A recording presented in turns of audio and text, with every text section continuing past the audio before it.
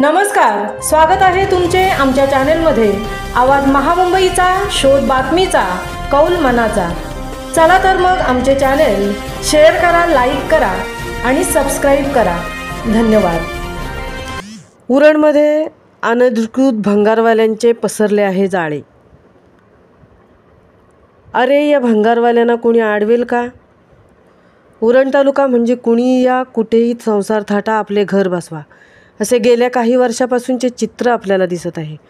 खोपटा ते पंजाब वेअरहाऊस रस्त्याच्या दुतर्फा मोठ्या प्रमाणात भंगारवाल्यांनी आपले हातपाय पसरवले आहेत। नवघर सर्कलपासून बऱ्याच ठिकाणी हे भंगारवाले तुम्हाला दिसतील। इतकेच नाही तर या भंगारवाल्यांनी सिडकोच्या रस्त्यांवरील फुटपाथच गायब केला आहे। त्यानंतर सिडकोच्या अतिक्रमण विरोधी पथकाकडून अशा अनधिकृत भंगारवाल्यांवर कायद्याचा बडगा कसा कोणी उचलत नाही, असा जनता सवाल करत आहे। अगोदर स्वतः येतात एकटे, नंतर आपले आप्तेष्ट घेऊन येतात आणि आपले अस्तित्व निर्माण करतात। इतकेच नाही तर कधी तरुणींना फुसलावून आपल्या गावाकडे नेत आहेत। सिडको प्रशासन, पोलीस किंवा अन्य शासकीय मार्गाने त्यांच्यावर कारवाई का करत नाही? बऱ्याच ठिकाणी अशा भंगारांच्या दुकानांच्या जमिनीखालून ज्वलनशील पदार्थ वाहून नेणाऱ्या वाहिन्या गेल्या आहेत। त्यामुळे अशा भंगारवाल्या दुकानांमध्ये अपघात झाल्यास जबाबदार कोण? सिडकोच्या जाग्यावर असे परप्रांतीय भंगारवाले बस्तान बसवत आहेत।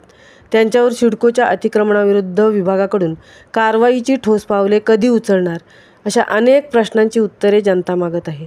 शासकीय मोकळ्या जागा आपल्याच मालकीच्या आहेत, अशा आविर्भावात हे परप्रांतीय वागत आहेत। उदाहरणार्थ बोरी येथील भंगाराची बरीच गोदामे आहेत। उरण नगर परिषदेने काही भागात पक्क्या स्वरूपाच्या सिमेंटचे रस्ते केले आहेत। सिडको बाधित द्रोणागिरी नोड या भागात, तसेच खोपटा पूल ते पंजाब वेअरहाऊस फाटा या ठिकाणी भंगारवाल्यांनी सिडकोचे रस्ते आपल्याच पूर्वजांचे आहेत असे असल्याच्या आविर्भावात आपली दुकाने थाटली आहेत।